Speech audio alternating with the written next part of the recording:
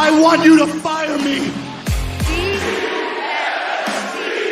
So, what do you guys want to talk about?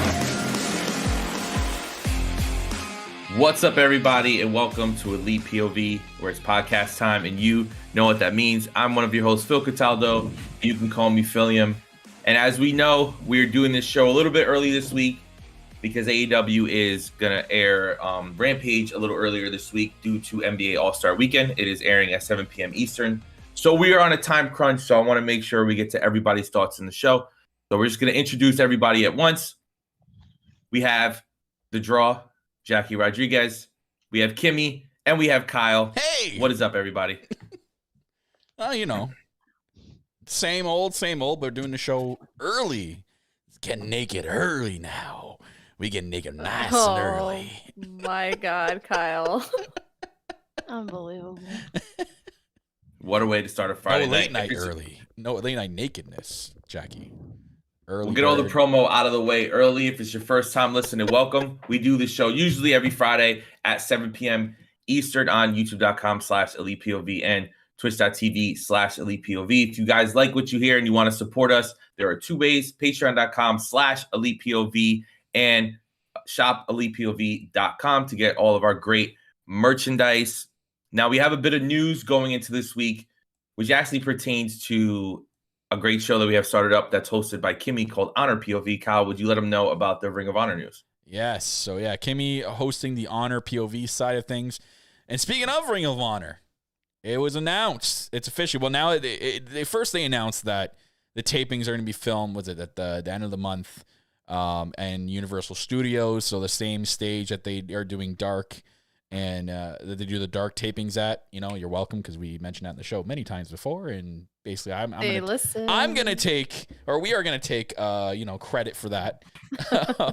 But they're gonna be filming Dark at the same time. But there's like if you go look at, there's 4 times during the day they flip flop from Ring of Honor to Dark in between, which is pretty cool. But they're gonna do a bunch of tapings, and then officially it's also announced that on Thursday nights on Honor Club, the streaming platform, Ring of Honor is going to be live every Thursday starting, was it, Kimmy, in March, I believe? Yes. 2nd. We are kicking off things hot, which means that AEW programming is officially every day of the week from Monday to Friday. How did we get here?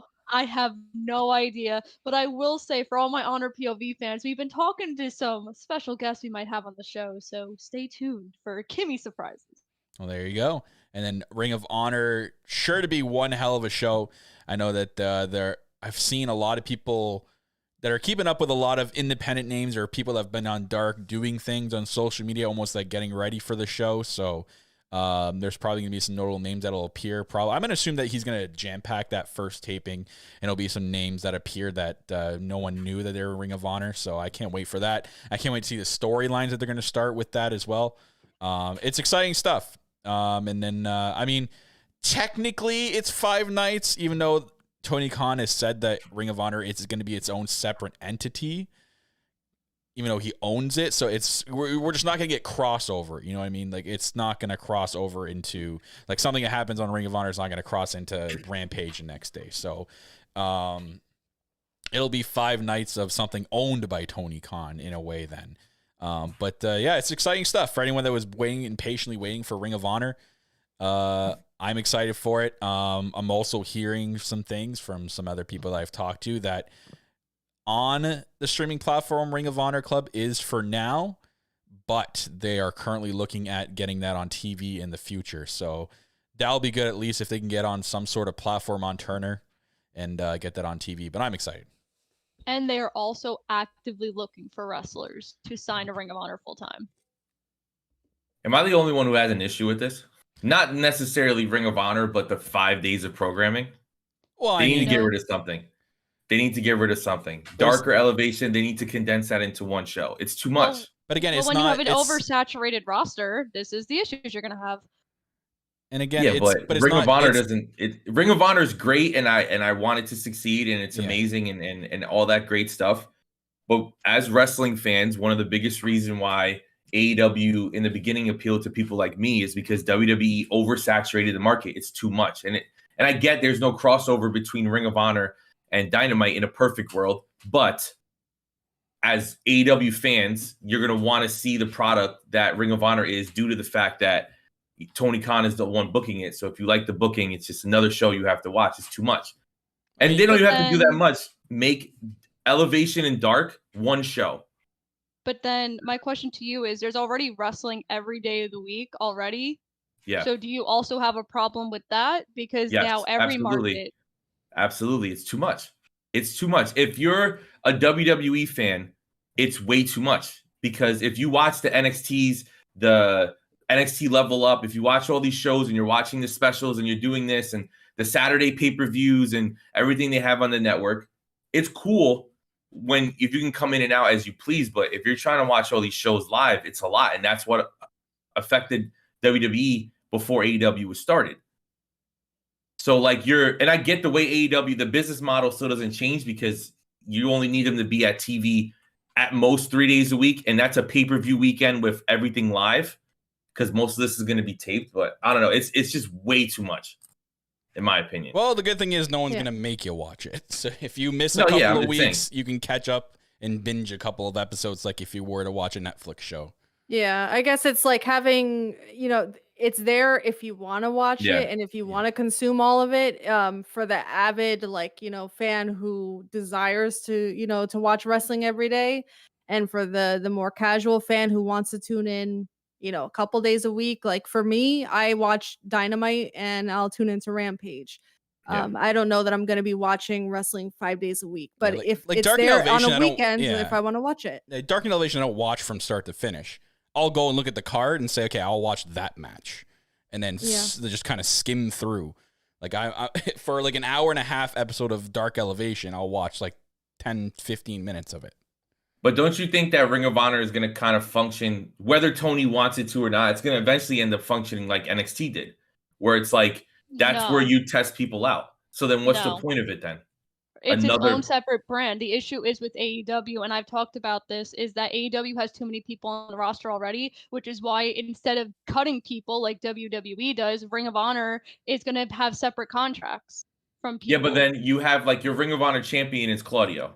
So if Claudio in the next year... He's going to drop the title. But let's just say, using him as an example, let's say you have Ethan Page goes there, right? He's not being used on AEW a lot. Let's say he becomes a massive television star in Ring of Honor. You're going to switch him over back to AEW because that's your bread and butter. So eventually I think it's going to function like NXT. You think so? Let's just hope that they don't do that. Let's just hope that when now that things are going to get going, that let's hope that Tony Khan is saying to these people signing with Ring of Honor, by the way, this doesn't mean that I'm going to flip-flop you to the other show. If you sign with this company, you're with this company only. There's no, if you get over or if this happens, I'm flipping you to the other show. You're signing here. I'm trying to make Ring of Honor its own thing and its own entity. So it's just going to be, that will be a wait and see. Dark and Elevation will still function the way that it does. And then Ring of Honor will be like its own separate thing. Which, I mean, that's what they've been doing anyways. They've been testing people out on Dark and Dark Elevation. And we've seen some people graduate. I'm not saying get rid of both of them. I'm just saying condense it into one show. It should be one show. Elevation, especially now that they're taping at the spot in Orlando, make that just Ring of Honor. No Dark tapings. You do all that stuff in front of the crowd before the Dynamites.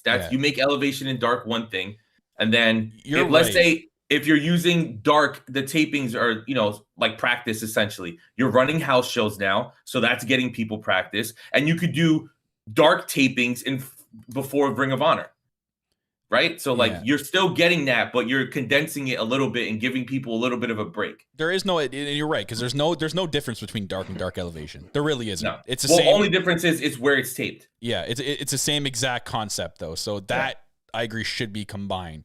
Because if you have two of the same exact, what's making it Elevation? Like, what's different from AEW Dark that I'm watching? It's the same format, the same kind of matches. It used to be different. It used to be a little bit different. It used to be where like it was either one of AEW Dark or Dark Elevation used to be where like it would be the indie guys coming in and it was just the bigger names just getting over every single match. Mm-hmm. And then it was the other one there was actually like little storylines, like the Ethan Page and Matt Hardy storyline. That's only on specifically Dark and not Elevation. And right now, exactly, Ascendant. The only difference right now is the announced teams, and that's it. But I guess we'll see, right? We'll see. Obviously, AEW is really good at adjusting on the fly if something's not working, or implementing stuff if, people bring good ideas to the table, especially like you've seen it all last year with like the motion graphics and how they shoot and how they do stuff. We've seen stuff with like or listen to our show. People get hurt. Yeah, exactly. Or listen to us. So, Kyle, you said there's other news that's going on out there right now? The video game. We have news about the video game. We don't have a release date. I know the ongoing meme and the ongoing joke is like the AEW video game coming out in like 2030 or something like that. We have an idea of where it's going to be. Q2 is where they're saying it's going to be released for this year.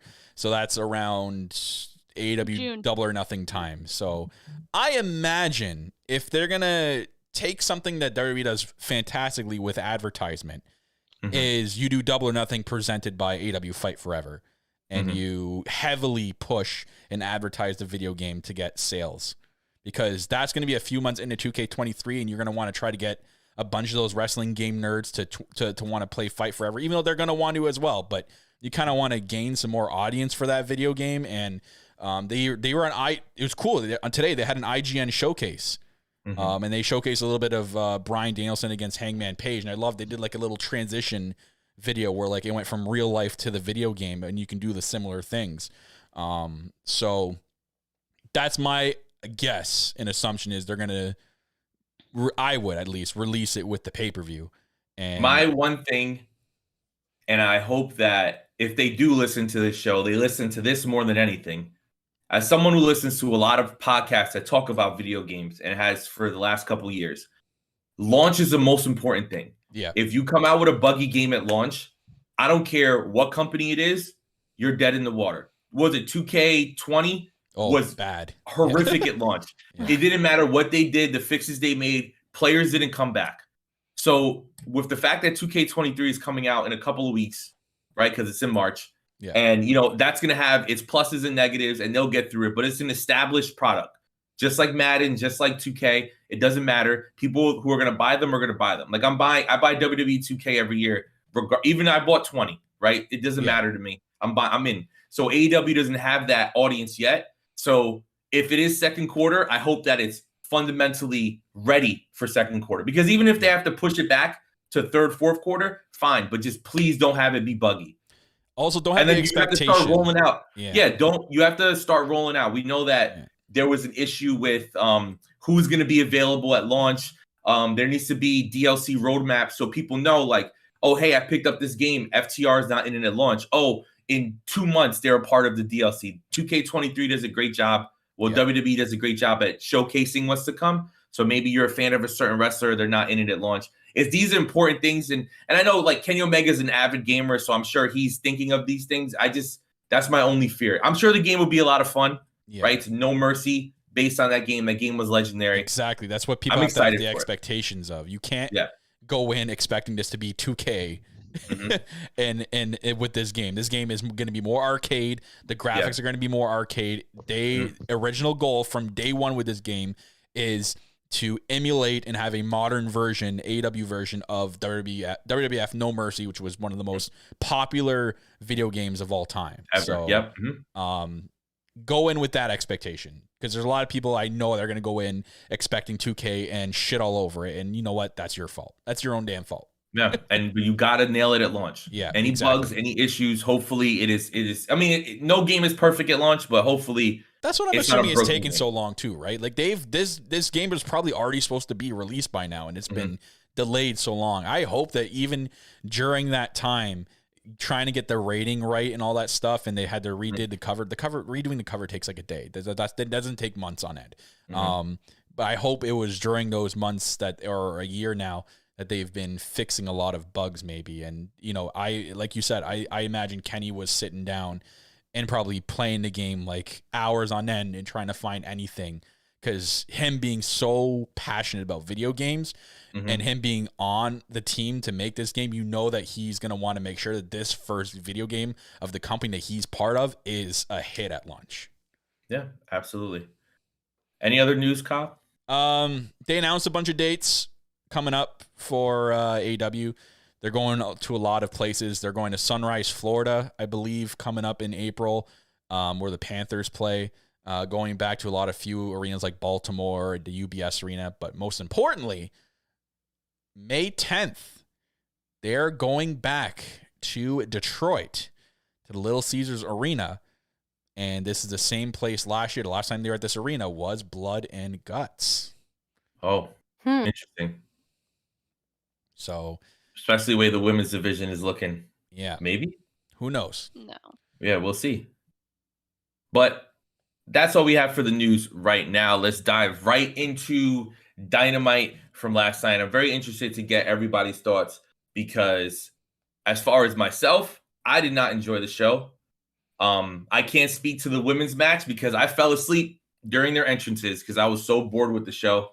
Some high-level thoughts before I get to everybody individually, at least for me on my end.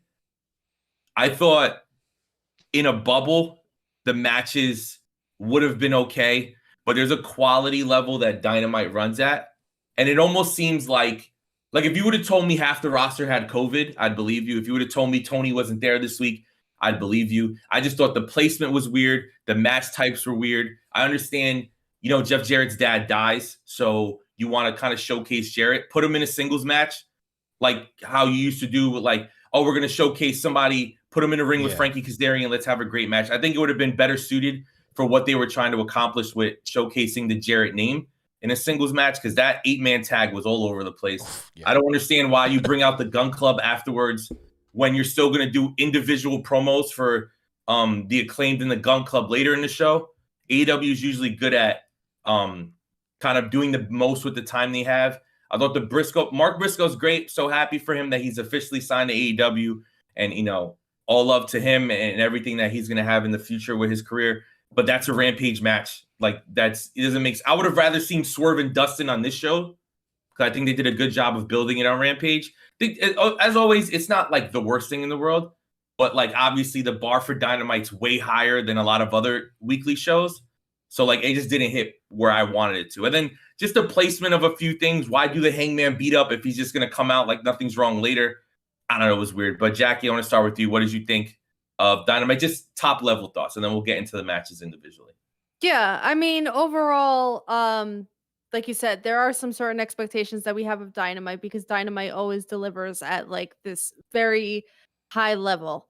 And especially with the opening match, we always have this expectation that Dynamite is going to come right out the gate with this banger of a match.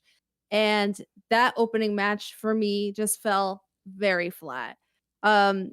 I don't think it was the catastrophe that people are painting it out to be. There were a lot of comments across social media that it was a train wreck and that it spells the demise of AEW. And there's a lot of dramatic feedback in regards to it. Do I think it was that level of, chaotic? Absolutely not.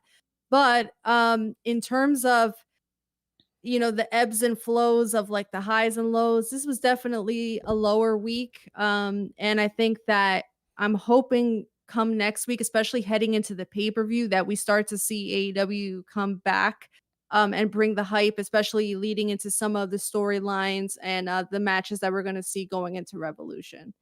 And the good thing is AEW doesn't repeat themselves, in the sense of if they do something that the fans don't like, they're very good at bouncing back very quickly. So that's true. Now, I don't have a Twitter, so I don't see all the stupid shit that people are saying, but it's not a train wreck. It was a weird show that I don't think the crowd was able to get into it, because they started so weird on a kind of a cluster match that's hard to get into emotionally. And it was another Texas crowd, so it was weird that they didn't get super into it. But let's not get crazy and start jumping off cliffs because we didn't like one show. But what'd you think, Kimmy?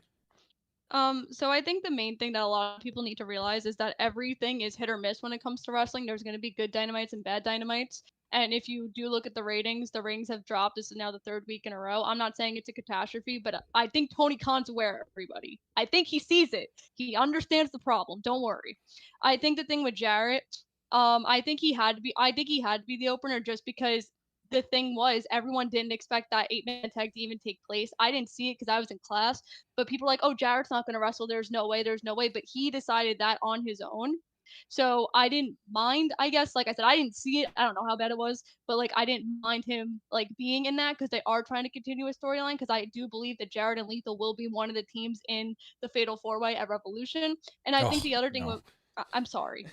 I think the thing with Mark Briscoe also, like the reason why the Dustin Swerve stuff is on Rampage is to boost that rating for Rampage, like we've talked about. That's what they're trying to do. And Mark Briscoe, since they announced he was all elite, it made sense the match was on Dynamite and not Rampage. But overall, I didn't think it was horrible. I've seen worse shit that AEW's put out, so y'all need to relax.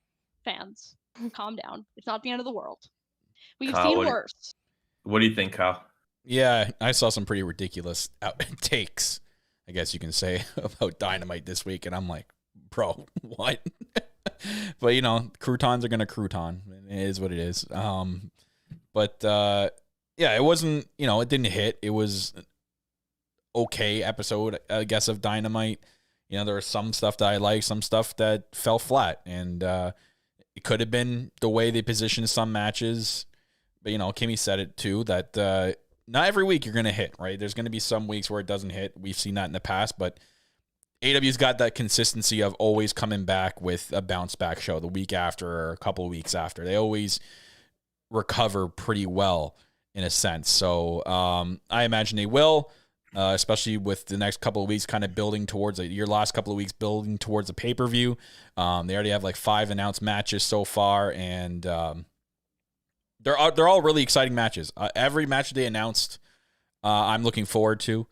And you know, it was a weirdly structured Dynamite. It felt a little bit off, but you know, again, I still enjoyed it. I didn't, you know, felt like AEW was going to be in the mud like some people.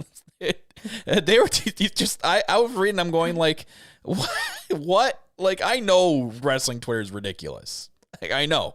You know, Phil quit Twitter, so you know it's that ridiculous. But like, my God, the stuff I was reading, I'm like, how do you sit there and tweet that and think you're not some sort of clown? Like, it doesn't make any sense. But regardless, you know, it was again, AEW had an okay episode this week. The opening was really. Could have done a better job of that. I think they could have just done a one-on-one job match there to kind of honor Jeff Jarrett. It didn't need to be that cluster, whatever that was.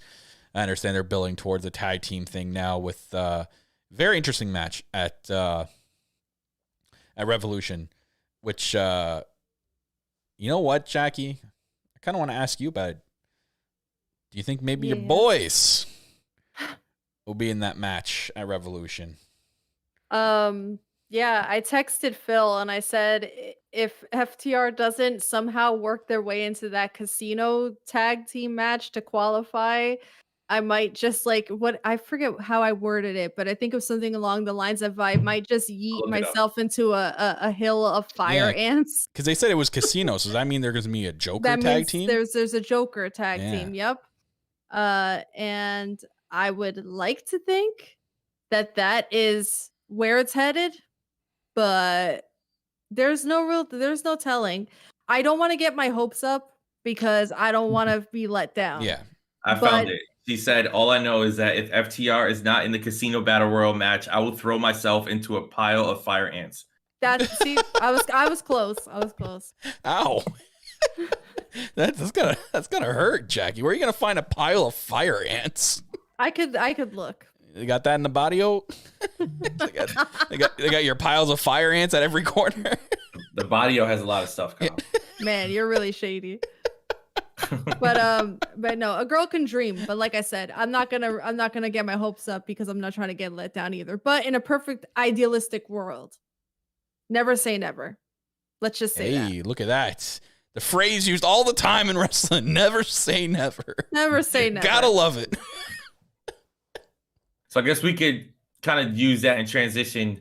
You know, what are our thoughts? So obviously Jackie gave you her thoughts of FTR. Kimmy, what do you think is going to happen with the tag match leading into Revolution? It's going to be FTR it's going to be the Guns, the Acclaimed, and it's going to be Lethal and Jarrett. I'm gross. sorry. Then what is going to happen is the Guns are going to win, and then FTR and the Guns are going to go into the spring/summer type thing, and then Double or Nothing, FTR is going to retain their tag team championships.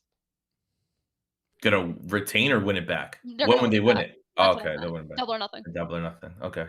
Kyle, what do you think of everything tag wise? As long as they're not going to the Fed, that's They're okay with not. me. But Dax, did he do that on I purpose? saw. Did He did. he do He that did it on on purpose? Yes. Trolling. Or he put on Instagram, he didn't crop it, but so Phil, for context, I don't know if you've seen it. He tweeted a picture of his alcohol bottle, but in the corner of the tequila picture, bottle. there was like a white piece of paper with the half the WWE logo on it. Oh no, I didn't see it. So he posted the same picture on Twitter, but he made sure to crop out that side of the paper out of the Twitter picture. Mm-hmm. So people are like, "Oh, he's hiding it. He's going to the They're WWE. like, it's a contract. He's a contract. He's going back." Is the picture still up on Instagram? I think so. Right, you It said- wasn't in a story. It was No, an no, actual it was- post. No, it's No, it was a story. Oh, it was a story? It was a story. I Oh, could pull it up for you. I'll Yeah. have to find If it. it's not up, we'll send it to you. But you know what?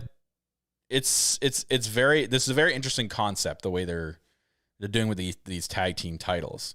So clearly, if the Guns were going to go on some sort of run, I don't think they would have done this big of a tag match at the first pay-per-view for the belts. So I think they're, if they come out at the win at the pay-per-view, which, it kind of goes to like what I predicted to the last couple weeks. I only thought it was going to be a singles tag team match with the Guns and the Acclaim with their rematch clause. But if they're going to do this 4-way, that can still happen, and they could go still 2-0. I mean, they could the Guns can either they can cheat to win again.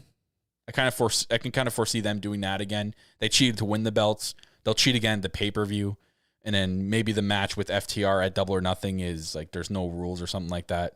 That way they can't cheat. Since when does AEW do rematch clauses? They really Am don't. I missing something?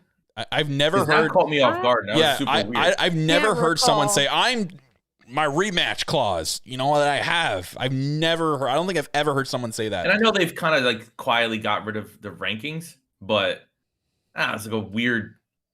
Like the Acclaim could have just won one of those things. Like, Holy it crap! doesn't- I totally forgot about the rankings. Yeah, that's what I'm saying. Like they like quietly went away from it. Like I get it. those. They just Well, tucked like- them in the back of the closet, like, we're not going to talk about this. This ever never again." happened. Like the penguin from Madagascar. You didn't see anything. My fear with this, I hope to God FTR's in that match. And I hope that regardless of anybody, even if Jared and Lethal wins, fucking shoot myself in the Stop head. it. Even if they They win, gotta get on the Hey. card. Give me the gun after you're done. my thing is Kyle. after this fatal 4-way match, I don't want to see a triple threat. I don't want to see a fatal 4-way. I don't want to see battle royals. I want a tag team feud with 2 teams. I don't care who the 2 teams are. I want them to have a legitimate feud because my fear with putting it on someone like the Guns is similar to what happened with Jurassic Express, which was every single story they told was they were just involved in some other team story. They were in Agreed. triple threat matches all over the place, Wow. which I think did a disservice to Jurassic Express, which I don't want to happen to whoever's champions, whether it's Jared or Lethal or the Guns or whoever. Give me a legitimate feud. Now, the Guns and FTR already have the history. So if you want to continue with that, like Kimmy said, do it at Double or Nothing. Awesome. But then I don't want the Acclaimed anywhere near the Guns. No. Like, give them something else to do, and they Yeah. could always double back. AEW is good at doubling back. I want a legitimate tag team feud. There hasn't been, besides when the Acclaim won, it was different because they kind of stumbled their way into Swerve and Glory feud because of how great their match was at All Out. But after the Bucks lost to the Lucha Brothers, they had no real feuds. And then the Jurassic Express, like I said, had no real feuds. So I want to go back to where they were highlighting tag team wrestling. And if you're going to put the belts on FTR, I'm sure afterwards they'll get a real feud. But let's get a real feud building into it too. Yeah, well, That's speaking what of I would that, ask for. and we can transition into speaking of tag team feuds Mhm. that we know one's about to come now for sure. After what we've seen this week, we had a backstage segment with the Elite. Yeah. and they're facing again Top Flight and AR Fox. Is that his name? AR Fox. Yeah, AR Fox. Yeah, that is tonight. correct. But they pull the old Bray Wyatt screen flash on us really quickly, and I saw people, kid you not, Phil, thought that it was a mistake by AEW. I'm like, are you joking? It's not a mistake. That was done on purpose. Give me a break, mistake. But we get two. I didn't even see it. I was like looking down, and then Jackie texted me. Yeah, so two little quick flashes. It was one right after another of or Gary or Rob, somebody. Yeah, it was like it was red. It was like them in the ring, and then there was one where it was all black, and you saw Malachi. So it looks like, and then the Bucks, sure enough, the next day changed their bio. What was that glitch they put in their bio? Yeah. So as a reminder to kind of get people to pay attention to it. I love that. So either that's the Revolution match, or the Elite's going to have some sort of a Revolution match, and they're going to return. They're going to attack them after, setting up probably for Double or Nothing. I'm okay with that. Kind of get a long build for those trio titles. And in that long build, give us what me and Phil have been asking for months on this podcast. Kenny Omega versus Mercedes. Oh my God. Give us that match. Yeah, fuck Buddy Murphy. Get Mercedes in here. Give us Mercedes versus Buddy Murphy of Matthews versus Kenny. You want to do triple threat matches? There's a triple threat match I want in my life. But yeah, give us Buddy Jackie, Murphy. How excited are you about this? I know you're like us, a huge House of Black fan. Are you excited that they're kind of now officially going in that direction? I'm excited, but I'm a little bit nervous because, we've talked about this where going into this feud, I don't want it to be them leading them to the slaughter, basically, where they're bringing them into this feud just to have House of Black go against the Elite to lose, because you're thinking that the Elite get these trios titles. They're going to, theoretically, they're going to have them for a decent amount of time, you would think. Doesn't mean it's going to happen that way. But if they're going to go into this feud with the Elite, I don't want House of Black to immediately lose this feud. I want them to be the ones to take the titles off of the Elite at some point, because, the whole issues with House of Black initially was, bad booking, and, I don't want them to fall back into those old patterns and potentially go on this losing streak again. I want them to look strong at least.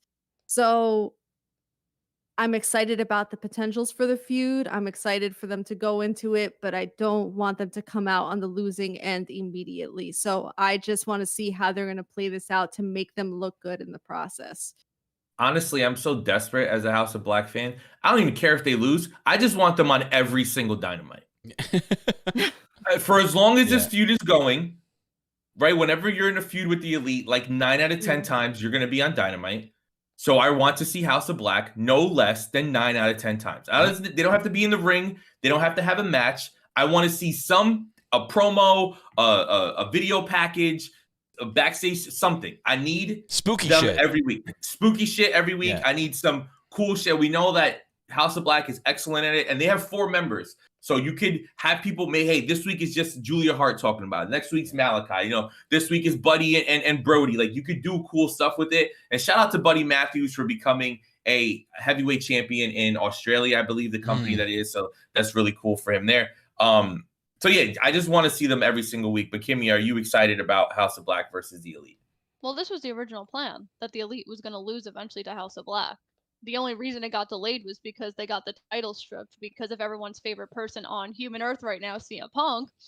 So it's obvious what's going to happen. This is going to be the match of Revolution. Elite's going to drop the titles. Elite's then going to go back into the tag team division. You're going to see Kenny Omega then go into the singles competition. And don't be surprised if you get MJF versus Kenny Omega somewhere down the line. That soon?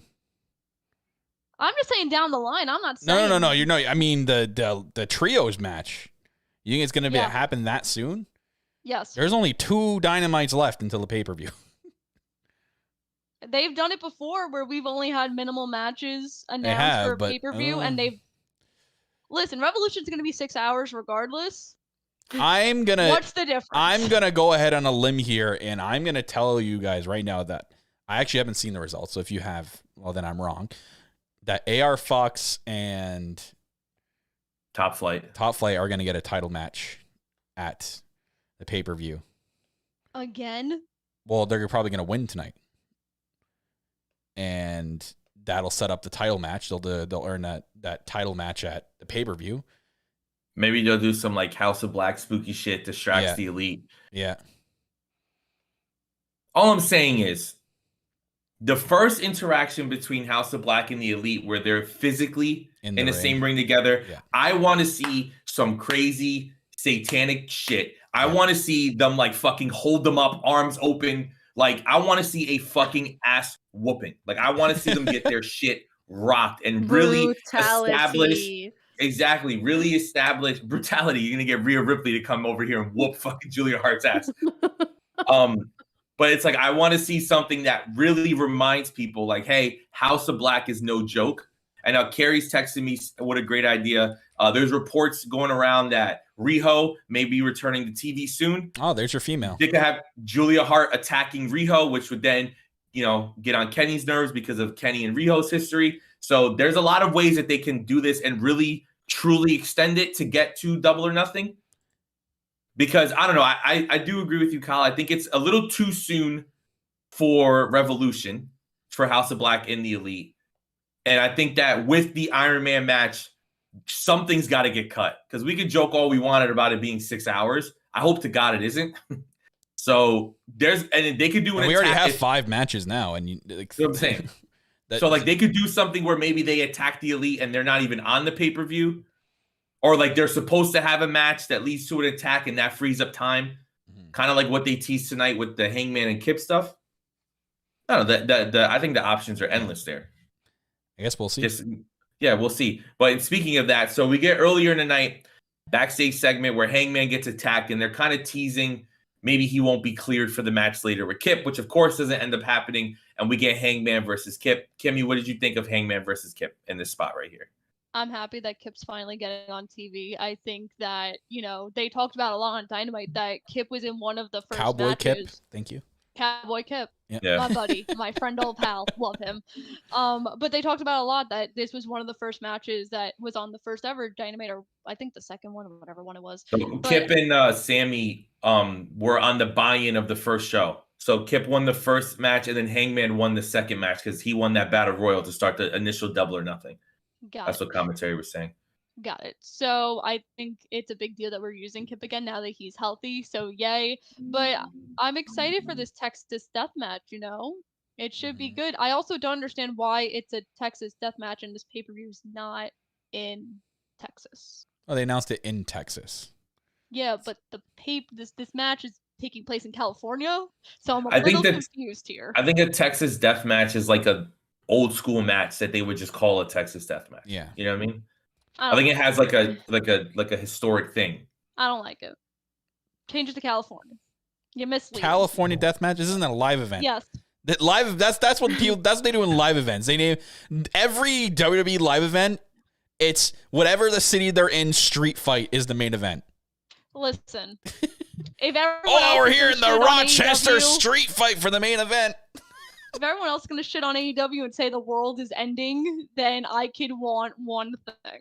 And that's Kyle, let's be honest. If there was ever a house show by Jackie's House, it would be the Barrio Brawl. The Barrio Brawl. Yo, you guys are so and it'd be fucking Eddie Kingston versus Rey Fenix.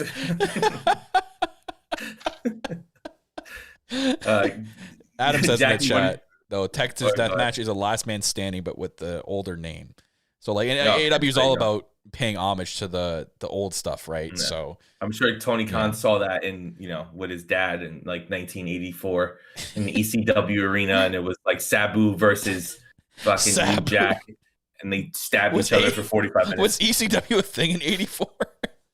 No, Tony Khan it was. It was an indie event. It was an indie event. No. Kyle, I get that you're not a real wrestling fan and you don't tape trade like me and my boy TK. Okay, yeah, no, I don't. It was a tape that he got from Sheboygan Video in Chicago. Okay, it's a great video. One of one. We passed it. Man. We did. Right next to that like seafood place and that like massage parlor. Oh yeah. But Jackie, what do you think of Hangman and Kip? I thought the match was good, but I was more interested in the aftermath of it and the appearance of the Dark Order after John Moxley insinuated that Hangman has no friends, which they keep doing to him as if somehow people don't understand that there's a whole ass history between him and the Dark Order. But Evil Uno coming out and Evil Uno getting some cojones and freaking slapping. He slapped John Moxley in the face. He had no freaking fear. He mushed him. That's what it was. He freaking mushed him in the face. That's some freaking take some. He slapped him nerve. So hard. I thought he was going to challenge him to a game of Halo. That's how hard he slapped him. But I really do love that ongoing dynamic of Hangman being like, no, I want to go out there and I want to do this on my own. I don't need you guys to come out here and defend me. He always has that chip on his shoulder, and it's like, when is that? Like, when is he gonna snap? Essentially, he's still our anxious millennial cowboy deep at heart. But I'm interested to see how this match is gonna play out at Revolution. I know people have, had some critiques about this feud and the way that it's panned out, and has it gotten a little bit stale? But to me, I'm still very much emotionally invested in the way this is going to pan out, especially because Hangman had his point in regards to, the way that the last match ended, and he's like, I know you weren't satisfied with the way that it ended, so let's end it the way it should be, and it's going to be purely chaotic and violent, just the way we know that John Moxley's matches need to be, and we know that Hangman is purely capable of going toe-to-toe with Moxley. So Texas Death Match it is, and thank you, Adam, in the chat for clarifying exactly what a Texas Death Match is, because I would not have drawn that comparison or that conclusion. So, but yeah, let's freaking go. Any final thoughts, Kyle? I know feuds like this aren't for everybody, but I'm all about feuds where two just badass guys just want to beat the living shit out of each other. And that's what the feud's based off. I'm all for that. Feed me that every effing day, and especially if John Moxley's involved. It's a perfect feud. These guys are involved in a perfect feud. They both feed off each other extremely well. They're carrying this feud that could be for a title, but it's a non-title feud, right? These are two guys that have been AEW World Champion. So you got two former world champions going at it in a I want to beat the fuck out of you feud, and I want to make sure I get the upper hand before we end this feud type of feud. So I'm all for that. I'm excited every single week to see what they come up with. They're going to be in a Texas Death Match. Again, kind of last man standing rules, but Moxley's going to turn it into a death match in general. He's going to use everything underneath that ring possible. There's probably going to be thumbtacks. There's going to be everything in this, When has Moxley not bled? Can someone tell me the week that Moxley has not bled? I feel like this dude bleeds every single week, and his forehead is going to look like Dusty Rhodes' forehead any day now. My God. He bleeds on the way to the ring. Moxley and Hangman are going to have a dusty off. Who could bleed more? Yeah. This is what it's going to be. This should have been, of blood. There should have been a first blood match, but it would have been really quick. Definitely. But speaking of blood, another thing that I had an issue with last night, and it's solely a American problem when it comes to how AEW is shown on television. But you get us hyped, we see the entrances, and they start brawling, right? In the BCC versus the Los match, right? And you're getting hyped, you're getting excited, picture in picture. And then obviously, as Jackie has said in the past, and I'm very similar to the way she is, ADD. I cannot focus on the little screen in the corner when we get all these crazy commercials. I'm looking down on my phone, I'm whatever, and that's a me problem. I can admit that. But you look up, Moxley's bleeding. It's just chaos. You're like, what the hell is happening? The match was still okay, but I just feel like the crowd being out of it after the first match and kind of the pictures that were getting thrown in and not really knowing what was happening. And even though I think they did a great job of showcasing Roos, they've done a terrible job of building on 10 turning heel. They have completely almost abandoned it because I know they do stuff on Rampage and stuff, but I don't think it's enough where it gets you like excited to see 10 wrestle in this new heel role. But that's just my personal thoughts. What do you think of this whole segment, Kimmy? So the thing with picture in picture, that's not AEW, that's production in general. But I thought that this was good. I think they are like pushing Roosh, and the thing is, like, this could exactly be Andrade if he wasn't a bitch. Like, if Andrade wasn't a complaining bitch, this could be his spot. But no, he had to be a complaining bitch. So now we're stuck with Roosh. But I'm not stuck with wrong, Roosh. though. I love Roosh. I think we're more stuck with 10 with Preston than we are stuck with Roosh. But Roosh is this great. is 10 out of 10 for Roosh. But I do see, like, when they do split, like, the Ring of Honor AEW type thing, I think Roosh and 10 are going to go to Ring of Honor. I don't think they're going to be on AEW TV much longer. So stay tuned for that. As long as they push the La Faction thing, you know what I mean? Like, why have a faction if you're not going to do anything with the faction? Like, but put them, like, you know, we talk about AEW like make having me care. roster, but like stop putting people who are in storylines that involve them rising against stables and wrestlers that are involved in like, I need to look strong. Roosh should and Preston should not be in a match with the BCC knowing they're going to lose. Similar to that, Kip Sabian should not be in a match with Hangman knowing that Kip is going to lose.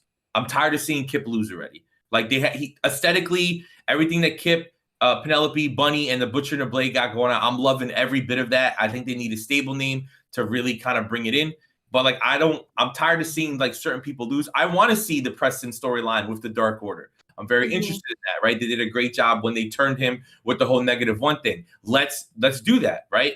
Right. And like Kimmy said, if the roster is going to be so bloated, like maybe some of these storylines transition slowly into Ring of Honor and they stay there so they have their own time to breathe. Yeah. I mean, like, that would be a really cool feud if they did that. Like, if they took the time and really built like a Dark Order versus, you know, LFI, I'm going to call them because I can't say that word properly. So that would be a really cool feud if you wanted, and they added someone to that faction that would make sense. And they wanted to really, because that's the story there. You know, 10 left the Dark Order and joined sides with that. But, you know, we don't see that. We see Dark Order involved in the Hangman thing. Right. Still, that, yeah, it's cool that he's, you know, they're still showing he's friends with Hangman, but they don't really need to be there. That feud is fine on its own with just Hangman and Moxley. Yep. Like, the Dark Order doesn't need to be there. So hopefully, if that faction LFI is going to go to Ring of Honor, make me care about it. Like, make me think, oh wow, that's that faction, not it's just that, and they have a name.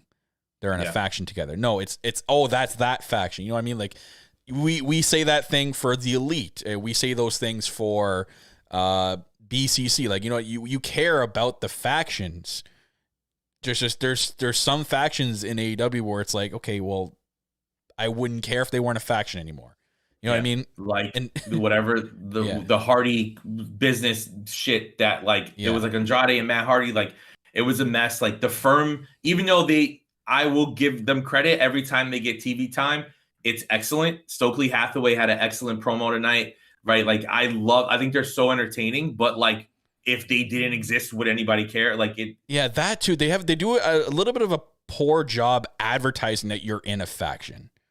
You know what I mean? Like, it's not heavily advertised, whether it's wearing T-shirts together are all the same, or like Morrissey had a match. I don't remember if it was on TV or. Well, the Gun Club, the Guns won the tag titles, and there's no reference to the Firm. Firm, yeah.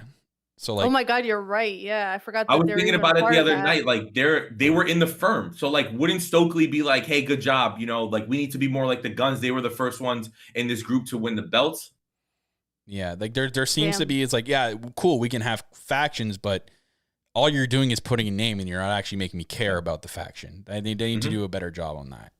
But what do you think of the match as itself, Kyle? It's good. I love Roosh. Roosh has been a gold star since, I guess, Andrade decided to take his ball and go home. So, again, it's great to see that it's thriving with that, and I'm loving it. It's just, again, every time I see Roosh and his faction on TV, I'm always drawn back to that. Like, I want to care about this faction, but they're not doing anything for me to care that they're called LFI. To me, it's just Roosh. He's just there with his assistant, and Ten's there for some reason. Yeah. Like, give me a reason to care. Like, aesthetically, I love Preston in the suit, and I think he looks great and all that stuff. So, like, that's cool. But, Jackie, any final thoughts on the match? I think that the match itself, like, even though it was the second match in, and it had to do a little legwork to get back into the groove, especially after the first match was a little bit lackluster. I thought that the match was good overall, and yeah, I think that they played well with the history. I'll say with the history of I keep wanting to call him 10 with Preston and Moxley and the blood feud there, because Preston essentially wanted to get his revenge on Moxley because he's like, I haven't forgotten what you did to me. And, you made me bleed, and you, like, they did what you did with the arm injury, like, way back when. So I'm going to get my revenge on you. So there was that long-term storytelling there. And I forgot about that. Yeah, so they went back and they did reference that. So I'm like, I appreciated that storytelling aspect of it. And make him bleed, he did. There was the chains, the tables, the chairs, and stuff like that. But it wasn't until like midway through the match that they even mentioned and reminded us that it was a tornado tag match. And I was like, oh shit, there was a stipulation in this match. My bad. But yeah, overall, I thought the match was it was decent. It was decent for what it was. But yeah, Roosh, I think is killing it in terms of coming across like a freaking monster, and every time he gets in the ring, he just looks like he's out there to kill somebody. And I love that for him. I think that that's a great spot for him, and I hope that they keep building him as that kind of like no nonsense killing machine. So we are short on time, so I want to talk about one more match, and of course that is the main event. We get the women's triple threat match. Toni Storm versus Ruby Soho versus Britt Baker. Now, Kimmy, Britt Baker is your girl. She's in another main event. Now, tell me your thoughts on it, and where do you think this is going to be going forward for the women? As she should. She has the most main events because she is a pillar, a ratings draw. That is DMD, Britt Baker. She's two DMDs, so she's a double dentist. Yes, double. I made it up. So, obviously, Ruby's going to go to the heel side. I think she's just playing everybody and just trying to be nice with Britt. I think it makes more sense if she's on the heel side. The spot that they did with the spray paint was the dumbest thing I've ever seen in my life. It fell really flat. That was so stupid. I am not a fan of the spray paint. I think it's so dumb. You're trying to be NWO, but you can't be NWO, okay? So don't do it. Drop it. It's dumb. Or the Bellas. It's a mix of the Bellas and NWO. Like, if those two, like, spray paint the L thing had a baby, this is what this is. And it's not hitting, so stop doing it. I think that we're going to get the Blood and Guts after Double or Nothing, so in June. So I don't think it's going to happen where it happened last year in Detroit.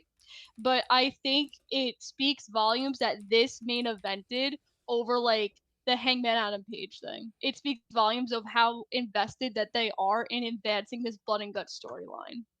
And the fact that we were supposed to get this match a month ago and it finally happened now that Britt's cleared. So we all win. But I think the biggest thing is Ruby needed this very badly, because we've talked about this show on the show a lot about how Ruby just keeps on losing, and she finally got that big one and she pinned Britt. And there's not too many people on the AEW Women's roster that said that they could pin Britt, but Ruby can. Jackie, what did you think? I just think that this main event, and I'm going to kind of echo Kimmy's sentiments here, it really does speak to the star power of Britt Baker, because when she comes out there, she is getting the pops like nobody else does. Like, nobody's getting a reaction like Britt Baker does, short of like Jamie Hayter. Obviously, when she comes to the ring, the crowd is reacting very strongly for her. But I don't think anybody is over to the level that Britt Baker is over. Like, despite her lack of TV time compared to the other women that were involved in this match, she is the star of the show no matter what she does. But Ruby getting the win and now furthering the story of her, just kind of drawing the line in the sand and which side is she going to choose, even though we kind of have the inclination of how this is going to go. It just keeps piquing the interest. I'm not sure how I felt about the actual match itself. I think that we have seen a lot better in terms of the women's main event spot, in terms of the caliber of match. But I'm just happy to see the women get the main event spot and be given the opportunity, because it's not often that it happens. But and we did get to see the match get run back, because obviously it was derailed by Britt's injury with her. I think she had a nose injury or something like that the last time that they tried to do this match. But overall, I'm never going to complain about the women getting the main event spot. I'm just very intrigued to see when we're finally going to get this theoretical women's blood and guts match. Kyle, what do you think? Yeah, I was happy to get this, because there's a massive storyline going on in the women's division with this. Especially you saw after the match, like Ruby is clear. That's what the title of our episode. Ruby is torn right now between which side. Like she's on both sides of the fence here. And basically she's just trying to like, can't we all be friends kind of thing right now, when we know she's going to be picking the one side soon. But for now, for the time being, until that turn, which I can foresee maybe something happening at the pay-per-view where Ruby turns to make it mean more, right? If this is a mainly focused storyline to give them a main event a couple of weeks before the pay-per-view, I kind of feel like the pay-per-view is going to be the spot where something major, the next major thing in this feud happens to escalate it towards Blood and Guts. Maybe they even announce at the pay-per-view that Blood and Guts is coming up on so-and-so date coming up to get people excited for. I think that would be a smart idea. But this was it was a decent match. And like Jackie said, we've seen better women main event matches, but it is what it is. I thought it was still a good place for them. And they told the story. Again, the spray paint's not really hitting right now, so maybe they go back to the drawing board with that. But also, talking about this match, it was mentioned on commentary, they named the team of Toni Storm and Saraya the Freelancers. So that's interesting. So I'm not very, very interesting. Yeah, the Freelancers. So that'll be interesting to see who gets added in terms of both sides. How big are they going to do? Are they going to do 5-on-5? Are they going to do 4-on-4? So time will tell, but we all know that it's leading towards a woman's blood and guts. And from what I gather from Twitter and the engagement with this, people are very, very excited for this feud. And, we've been waiting for a really major storyline feud that included a lot more than just two people in the women's division. This is including a lot of major people in the division as well. So I can't wait. And to quickly touch base, I know like we're short on time. I did think the MJF promo was really cool in the ring with Christopher Daniels. A lot of people were hinting that he was saying best in the world a lot, but I wouldn't put too much stock into that. Wardlow had a cool sit-down interview with JR. Oh, yeah, Wardlow's segment was tremendous. So my favorite segment of the night. They basically they explained why Samoa Joe snipped his hair, because when they were tag teaming their War Joe, he told him all about himself, and he went into personal detail when he was younger about his dad and when he went through and had cancer and lost all his hair. That's where Wardlow, to pay tribute to him after he passed, that he was going to grow all out of his hair. So Samoa Joe digging into the deep roots of Wardlow's past, that's why cutting off his hair. So that was cool that they explained that. And it's also going to be exciting to see what they're going to do with him. He had a sit-down interview again. I believe they're still probably waiting to make sure he's fully 100% clear before he goes right into a big major feud. It's going to be interesting to see who he picks, because he says there's a lot of people on the roster that he wants to go at. And I think we all know it's going to be Jeff Jarrett. Let's just get there already. Please stop. But I'm excited for this Adam Cole, though. I kind of believe that the time he's had off, he's kind of had time to recuperate from a lot of other injuries too. And I think we're going to get a 100% Adam Cole back in the ring. And a 100% Adam Cole back in the ring is what everyone wants to see and are going to get excited about, because we saw that 100% Adam Cole back in his days in NXT. And there's a lot of people on the roster that he hasn't faced yet that I can't wait to, and I want him to have a feud with. So we'll see. My last thoughts on this is the day Adam Cole wins the AEW World Heavyweight Championship, I am mailing cinnamon buns to Jackie. Cinnamon rolls. A cinnamon roll for her cinnamon roll. But that's all we have for this week's show. A little bit shorter because we do have Rampage starting any minute now as we speak, and we don't want to cut in that time. And we know that, we have that. You have SmackDown tonight. There's a lot of great wrestling on tonight for everybody. NBA All-Star Weekend for those who celebrate, like me. So thank you guys for watching an episode of Elite POV. And remember, you don't need a hat to be a cowboy. We'll see you guys next week. Bye. There's a voice that keeps on calling me down the road. That's where I'll always be. Every stop I make a new friend. Can't stay for long, just turn around and I'm gone again. Maybe tomorrow I'll wanna settle down. Until tomorrow I'll just keep moving on. Nice work, everyone. Sharp broadcast. Really good. Everyone on the floor as well. Really a lot of hustle. I liked it.